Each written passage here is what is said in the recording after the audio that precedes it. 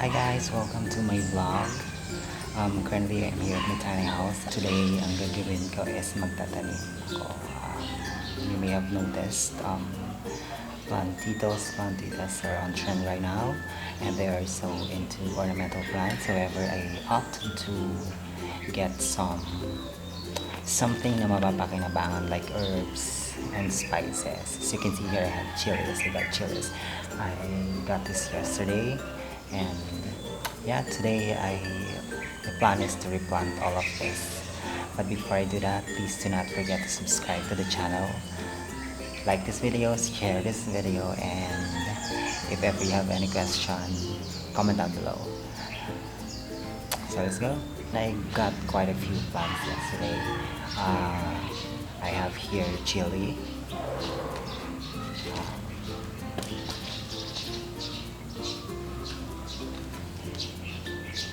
This one's tanglad.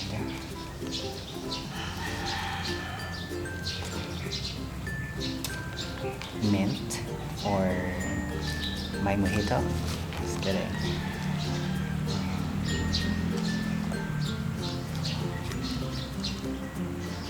I don't remember what this is, guys. Please comment below kung alam nyo anong tawag dito. But herbs din. And here I think this is purple basil. Another basil, and then I think this one's sweet basil. I'm not really sure, but I got 3 different kind of basils. And then I believe this one's parsley. And cilantro. I don't know. And then another variety of chili. Ang ganda, may bunga na siya. This one's Thai ginger. So for if ever in the future I attempted to cook Thai cuisine, I have Thai ginger with me na. And few other herbs. I think few other herbs pa. Ayan. Also, kanina while I was at all home, I got few packets of seeds. Here I have sitaw, Californian poppy. So, yesterday, ginawa nung may gumawa dun sa sa harapan ng parang landscape. And tanabitinan ako dun sa halaman, so I'm planning to get some flowering plants para dun sa plant box doon. I have here Aster Daylight Violet. Look at that, it looks pretty. So can you imagine, mabuhay yan dun sa harapan ko. Ang ganda nun. Carnation, also eggplant, sugar peas, and spinach. So yan, I will be sowing all of those seeds myself, and let's see kung mabubuhay. Yan, yeah, I guess that's about it. I don't know, as far as planting is concerned, I don't have a lot of ideas how to grow them. Haven't had a lot of experience about it, but I feel like mabubuhay naman siya. And yeah, let's see kung mabubuhay. Kung anong kaya kong buhayin dito sa mga halaman na to. Hopefully mabuhay lahat to and mag-grow, because I wanted to grow my own food. Lately I've been watching a lot of gardening videos, and I like the idea of growing my own food, especially yung magandang mga herbs, diba? When you get this at supermarket, it's kind of pricey, and since konti lang naman yung kinakailangan natin, most of it are natatapon lang. So I think it's okay to grow your own vegetable, particularly ng mga herbs and spices, kasi hindi naman lahat ng binibili natin sa supermarket will be consumed, diba? Natatapon lang yung iba, nasasayang. So my plan, guys, is to plant it here, and then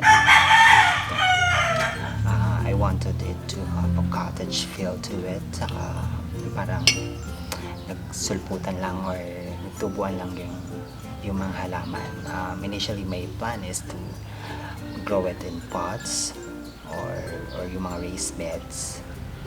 But I feel like since the plant or yung mga ugat is confined lang dun sa pot or dun sa bed, I have to nourish the soil every now and then, as compared kung nandyan lang siya sa lupa.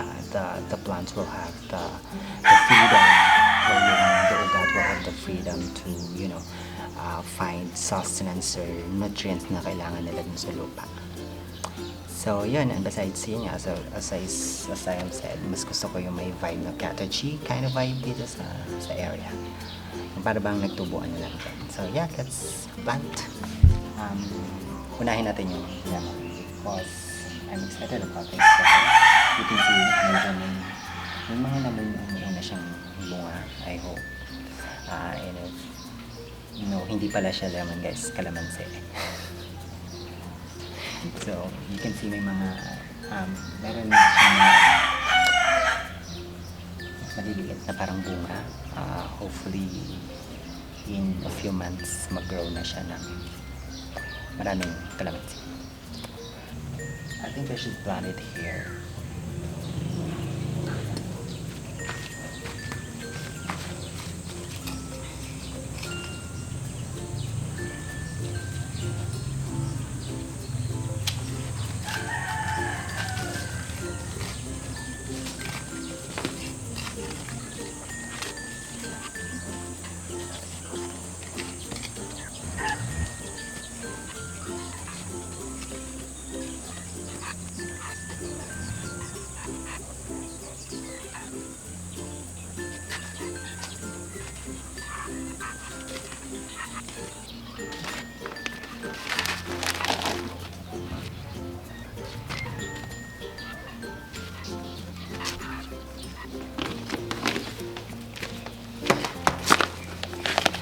Guys, I got this at the garden centers all home. I don't know what this is, pero lupa siya. So, compost yata. I'm not sure. Pero lalagay ko lang doon. May mga nutrients na kailangan ng halaman dito sa akin.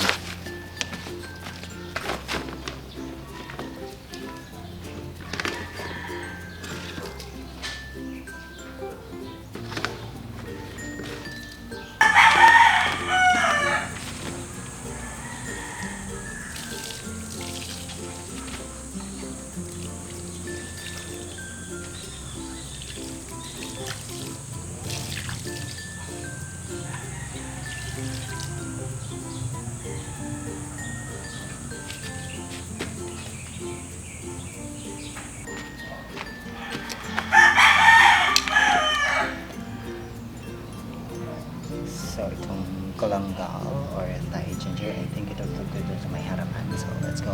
Natin siya ibaw.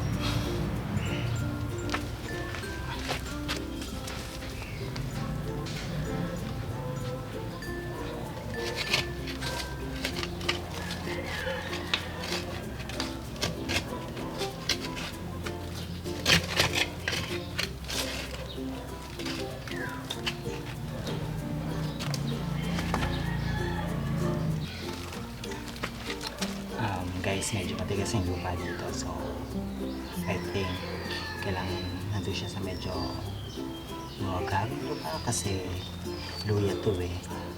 Yung root niya kailangan feeling ko kailangan maka-spread out, so hindi siya ready dito.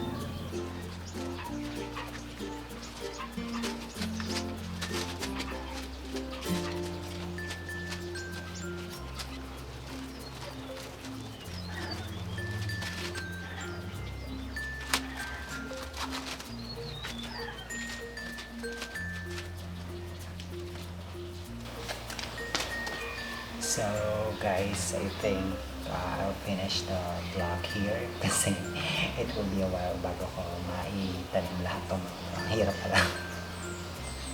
Ang hirap pala magtanim. So anyway, I'll finish the vlog here and probably in a few weeks, I will give you an update kung anong naging itsura nito, kung nabuhay ba or successful ito or naging successful na itong planting ko na to.